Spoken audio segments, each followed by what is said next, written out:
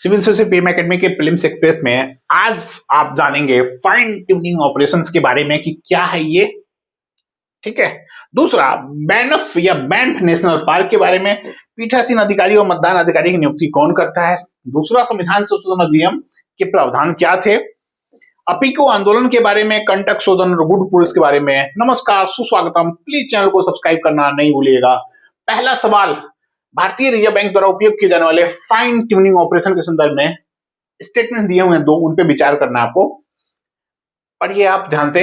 कह रहा है कि उसका उद्देश्य बैंकिंग प्रणाली में तरलता की अल्पकालिक अस्थिरता को नियंत्रित करना होता है। दूसरा, ये ऑपरेशन जो है वीआरआर और variable rate reverse repo VRR के माध्यम से संचालित किए जाते हैं। दोनों स्टेटमेंट्स अपने आप में सही है। बैंकिंग प्रणाली में किसी कारण से, अमूमन टैक्स के कारण या फिर सरकारी खर्च में कमी ज्यादा होने के कारण ये बुलेट स्थिति होती है अस्थिरता की, तो उसको नियंत्रित करने के लिए आरबीआई फाइन ट्यूनिंग ऑपरेशंस का इस्तेमाल करता है। तो सही उत्तर हो जाएगा सी, 1 और 2 दोनों। इसका एक्सप्लेनेशन आप देख लीजिएगा। चलिए आगे बढ़ते हैं। ठीक है, इसमें 3 चीजें आएंगी। अमूमन आरबीआई जब कॉल मनी मार्केट में ब्याज दरें जो होता है ना, वो चाहता है आरबीआई कि जो उसका नीतिगत रेपो दर है, रेपो रेट है, उस पे बना रहे, उसके इर्द गिर्द रहे, बहुत ज्यादा उसमें फ्लक्चुएशन ना हो। इसीलिए आरबीआई एलएएफ का भी इस्तेमाल करता है। मैंने एक वीडियो में बताया था क्लास में, है ना, और इसका भी बताया था। तो आज इसका भी इस्तेमाल करता है एफटीओ का, फाइन ट्यूनिंग ऑपरेशंस का। ठीक है, और इसके लिए वो कौन सा टूल्स यूज करता है, तो variable repo, reverse rate repo और वेरिएबल रेट रिवर्स रेपो, है ना। रेट रिवर्स इसका नाम है, ध्यान रखिएगा। रिवर्स रेपो नहीं, वो एलएएफ में यूज होता है नॉर्मली, है ना, रेपो रेट और रिवर्स रेपो रेट। ठीक है, ये चीज है। टैक्स भुगतान, सरकारी खर्चों में वृद्धि, इन्हीं के कारण अचानक कमी अधिकता होती है। दूसरे सवाल पे आते हैं। संयुक्त राज्य अमेरिका के फेडरल रिजर्व सिस्टम के संदर्भ में निम्नलिखित कथनों पर विचार कीजिए। आपको 3 स्टेटमेंट दिया हुआ है ना। पिछले क्लास में आपने ये वाला पढ़ा होगा, फेडरल ओपन मार्केट कमेटी के बारे में। ठीक है, तो आरबीआई का देखिए, यूएस, भारत में कौन है, आरबीआई, है ना। ये इसके बारे में तो हम लोग जानते ही हैं और चल ही रहा है ऑलमोस्ट। ठीक है, आते हैं मेन। यूएस में क्या है, यूएस में फेडरल रिजर्व सिस्टम, ये पूरा नाम ध्यान रखिएगा। मैं पहले स्टेटमेंट बताता हूं, फिर इसका आंसर बता दूंगा। फेडरल रिजर्व सिस्टम जो है यूएसए के सेंट्रल बैंक का ऑफिशियल नाम है। जैसे हमारे यहाँ RBI reserve bank of India, वैसे ही रिजर्व बैंक ऑफ यूएसए नहीं है कुछ, उसका नाम है फेडरल रिजर्व सिस्टम, है ना। तो ये आरबीआई के समान वहां का केंद्रीय बैंक है। इसकी स्थापना कब हुई थी, तो 1913 में हुई थी, फर्स्ट वर्ल्ड वॉर के ठीक 1 साल पहले। फेडरल रिजर्व एक्ट के तहत। नाम इसलिए दिया हूं कि ध्यान रखिएगा, इसमें ना कई बार इसका हिंदी अनुवाद गलत कर देता है, इसीलिए इंग्लिश वर्ड्स दिया हूं। तो स्टेटमेंट 1 सही है। तीसरा पे आते हैं, फेडरल रिजर्व सिस्टम की मौद्रिक नीति का निर्धारण कौन करता है, तो फेडरल ओपन मार्केट कमेटी। याद है, मैंने बताया था 12 सदस्यीय समिति होती है ये। तो बात सही है, ये भी सही उत्तर हो जाएगा, है ना। दूसरा स्टेटमेंट कह रहा है कि फेडरल रिजर्व के पास देश के सभी वाणिज्यिक बैंकों पर प्रत्यक्ष स्वामित्व नियंत्रण होता है। देखिए, सभी की बात कर रही है, कमर्शियल बैंक से।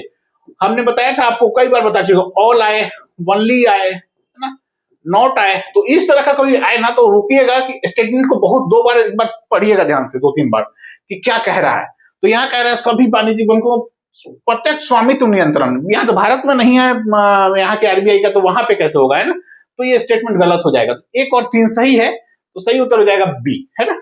फेडरल रिजर्व सिस्टम 1913 में गठित हुआ था। फेडरल रिजर्व सिस्टम यूएस का सेंट्रल बैंक है। फिर से रिपीट कर देता हूं ताकि आपको ध्यान रहेगा। सेंट्रल बैंक का नाम है ऑफिशियल, है ना। इसको द फेड भी कहते हैं, द फेड, है ना, या फिर इसको फेडरल रिजर्व भी खाली कहते हैं, है ना। सिस्टम हटा देते हैं, फेडरल रिजर्व भी कहते हैं, फेडरल रिजर्व सिस्टम भी कहते हैं, द फेड कहते हैं।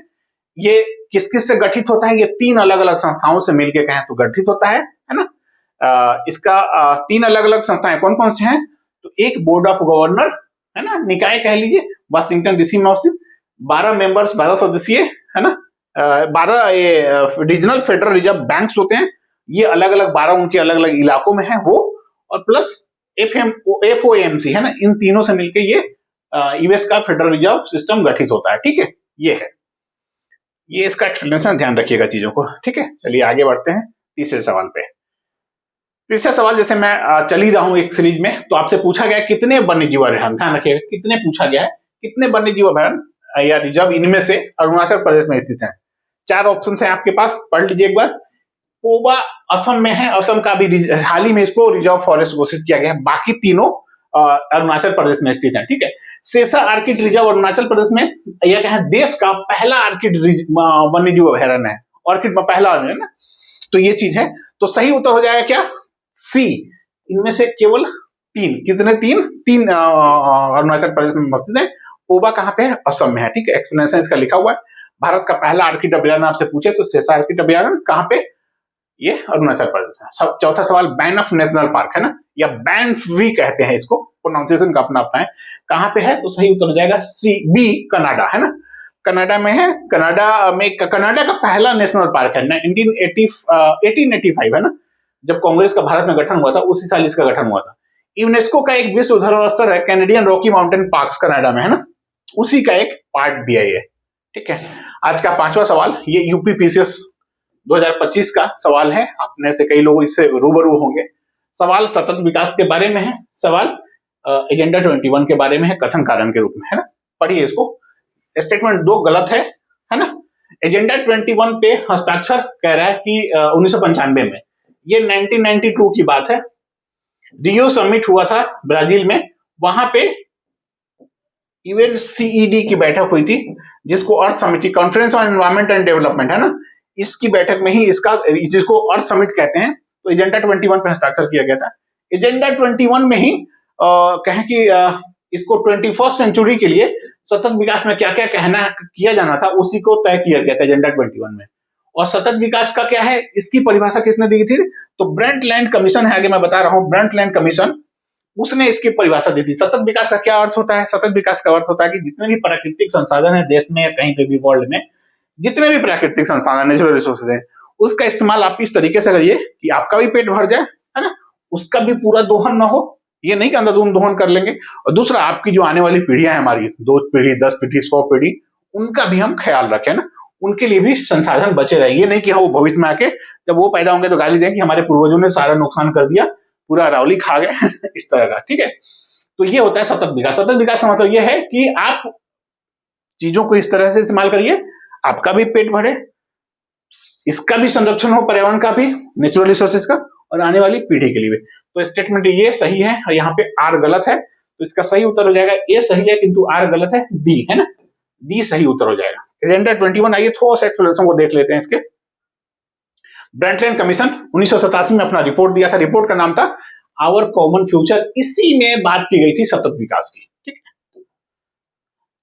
थोड़ा सा एजेंडा 21 को देखिए। अब एजेंडा 21 1992 पृथ्वी शिखर सम्मेलन, मैंने बताया यूएनसीईडी है ना, देख लीजिएगा, इसको रिपीट करने का कोई फायदा नहीं है। एक्शन प्लान था 21वीं सदी के लिए। प्लीज चैनल को सब्सक्राइब करना नहीं भूलिएगा। क्वेश्चन नंबर 6, विधानसभा या लोकसभा चुनाव में राज्यों में, स्टेट में पीठासीन अधिकारियों और मतदान अधिकारी की नियुक्ति कौन करता है, तो सही उत्तर हो जाएगा सी, जिला निर्वाचन अधिकारी। ठीक है, पिछले क्लास में मैंने पूछा था राज्य निर्वाचन, ये तो हाथ आयोग है ना, राज्य निर्वाचन अधिकारी की नियुक्ति कौन करता है, जिला निर्वाचन अधिकारी की नियुक्ति कौन करता है, और रिटर्निंग ऑफिसर की नियुक्ति कौन, वो ईसीआई करता है। और स्टेट में पीठासीन अधिकारी, मतदान अधिकारी की नियुक्ति कौन करता है, जिला निर्वाचन। और यूटी में कौन करता है, अगर केंद्र शासित प्रदेश में कहें तो वहां पे जो ये होते हैं रिटर्निंग ऑफिसर्स, वो लोग नियुक्त करते हैं, वहां पे जिला निर्वाचन अधिकारी नियुक्त नहीं करता है। ठीक है, लोक प्रतिनिधित्व अधिनियम यानी कि representative of people act, RPA, इसकी 1951 की धारा 26 के तहत इसका नियुक्ति का अधिकार दिया गया है किसके पास, जिला निर्वाचन अधिकारी के लिए। और रिटर्निंग मैंने बता दिया, ये चीज पिछले क्लास में ये बताया था, ये ध्यान रखिएगा। ठीक है, ये अक्सर पूछ देता है, तो ये माइन्यूट सवाल आपसे गलत ना हो, ध्यान रखिएगा चीजों को। क्वेश्चन नंबर 7, भारत के संविधान में द्वितीय यानी कि second constitutional amendment act, CAA कहते हैं इसको, का संबंध इसमें से किससे है, तो सही उत्तर हो जाएगा बी, लोकसभा में जनसंख्या के आधार पर प्रतिनिधित्व के अनुपात को समायोजित करना। पहले क्या था, इसके पहले कि 7.5 लाख की जनसंख्या का एक कैप था कि इससे कम, इससे ज्यादा का लोग नहीं प्रतिनिधित्व करेंगे एक सांसद, है ना, तो इसमें ये कैप हटा दिया गया। ठीक है, तो ये हो जाएगा 7.5 लाख का कैप हटा दिया गया था। किस अनुच्छेद की बात है, तो अनुच्छेद में संशोधन 1981 में, इसी में संशोधन किया गया था। ठीक है, और इसके बाद लोकसभा में सदस्यों की संख्या भी बढ़ाई गई थी। सवाल नंबर 8, अपीकू आंदोलन है ना, पिछले क्लास में आपको चिपको आंदोलन बताए थे, आज है अपीकू आंदोलन। इसके संदर्भ में 3 स्टेटमेंट दिए हुए हैं, पढ़िए इसको ध्यान से। ठीक है, पहला स्टेटमेंट सही है, कर्नाटक के उत्तर कन्नड़ जिले में कब, 1983 में। चिपको आंदोलन से प्रेरित था, सही बात है। पांडुरंग हेगड़े इस आंदोलन के प्रमुख नेताओं में से एक थे, ये भी सही है। तो सही उत्तर हो जाएगा डी, 1, 2 और 3। ठीक है, ये जानबूझ के मैंने इसमें कुछ और नहीं चेता है ताकि आप ध्यान रखेंगे। अपिको का मतलब ये होता है कि गले लगाना, चिपकना, कन्नड़ का एक वर्ड है, और बाकी चीजें वही है जो मैंने आपको बताया था। ठीक है, देख लीजिएगा आप आगे, है ना। अब इसमें क्या रह जाएगा, नर्मदा बचाओ रह रहा है। अगले वीडियो में इसको, फिर अगले में साइलेंट वैली, फिर एक एक करके बाकी वो कवर कर लेंगे। तो आपका प्रीलिम्स मेंस का काम खत्म हो जाएगा। यहाँ पे मौर्य प्रशासन में कंटक शोधन किस प्रकार का न्यायालय था? कंटक शोधन, है ना, 4 ऑप्शन है, सही हो जाएगा फौजदारी, है ना। फौजदारी, कंटक, कंटक एक वर्ड है, इसी से बना है कंटक शोधन। कंटक का अर्थ होता है कि आप अगर कुछ गलती कर रहे हैं, ठीक है, सामाजिक एवं राष्ट्रीय हित की उपेक्षा कर अपने स्वार्थ की पूर्ति करने के लिए कुछ गलती कह रहे हैं, तो ऐसे व्यक्तियों को कंटक कहा जाता है। और इसके लिए जो न्याय करता है वो कहलाता है कंटक शोधन, है ना। इसमें स्टेट और व्यक्ति के बीच में भी अगर कोई विवाद होता है तो उसका भी इसी में समाधान किया जाता था। तो एक तरह से फौजदारी न्यायालय था। सामाजिक विरोधी तत्वों को समुचित दंड देने का कार्य जो है, समुचित दंड देने का कार्य कंटक शोधन न्यायालय में ही किया जाता था। 10वां और आखिरी सवाल, मौर्य शासन व्यवस्था में गुड पुरुष क्या था, है ना। गुड पुरुष, तो इसका ऐसा ही उत्तर हो जाएगा ए, गुप्तचर थे ये लोग। ठीक है, 2 और गुप्तचर का नाम था, अगले लेक्चर में उसको खत्म करूंगा। तो ये आपका मौर्य वाला ये चलेगा अभी, लेकिन मौर्य का प्रशासनिक वाला उस समय की और चलाऊंगा। ठीक है, ताकि आपका एक साथ खत्म हो जाए। ये सब स्टेटमेंट्स ऐसे ही हैं। सही उत्तर हो जाएगा ए, गुड पुरुष क्या थे, तो गुप्तचर थे। इसमें एक्सप्लेनेशन का बहुत ज्यादा चीज है नहीं, गुप्तचर या जासूस थे। तो ये था आपका आज का 10वां सवाल। मिलते हैं अगले क्लास में। प्लीज चैनल को सब्सक्राइब करना नहीं भूलिएगा। वीडियो कैसा लग रहा है ये भी बताइएगा कमेंट करके, है ना। आप में से कई लोग कमेंट नहीं करते हैं, प्लीज कमेंट करिएगा, मेरा भी मनोबल बना रहेगा। नमस्कार, धन्यवाद।